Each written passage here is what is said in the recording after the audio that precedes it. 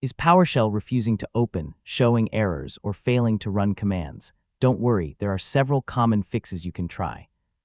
In this guide, I'll walk you through the most useful troubleshooting steps, starting with simple checks and moving toward deeper repairs. First, close every PowerShell window and open it again. If that doesn't help, restart Windows. Temporary system issues can sometimes prevent PowerShell from working correctly. After restarting, search for PowerShell from the Start menu and try opening it again. Next, try running PowerShell with administrator permissions. Open Start Search, type PowerShell, right-click Windows PowerShell, and choose Run as administrator. Confirm the user account control prompt if it appears. Yeah, this can help when a command fails because it needs elevated permissions.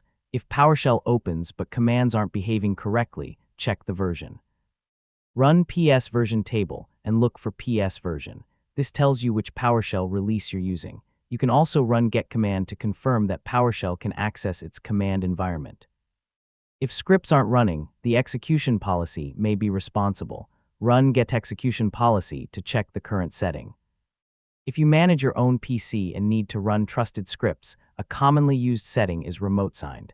Don't change this setting blindly, especially on a work or school computer.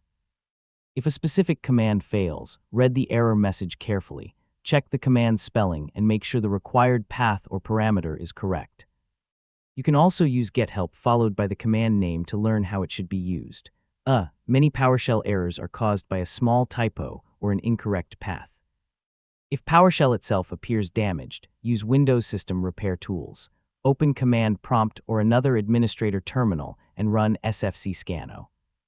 If necessary, you can also use the DISM repair commands recommended by Microsoft. Let the scan finish before restarting your computer, and that's how to troubleshoot PowerShell when it's not working.